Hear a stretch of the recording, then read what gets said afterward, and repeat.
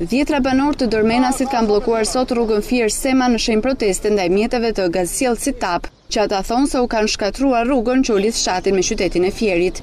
Banorët kanë bllokuar për rreth 30 minuta këtë aks rrugor, duke e paralizuar qarkullimin e automjeteve.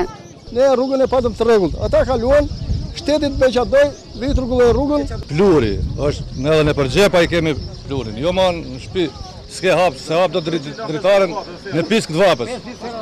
U mbytet fëmijët krejt, rruga përfaqet zezë. Tash nuk po thojmë se dojmë ta bëjnë, po ata që kanë prish ta bëjnë me të hedhin serën, pse tallën.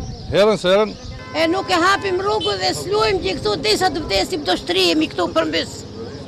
Se kemi një hap që kemi lajmëruar atje tek i komunës, tash të marrim masa kush të doj.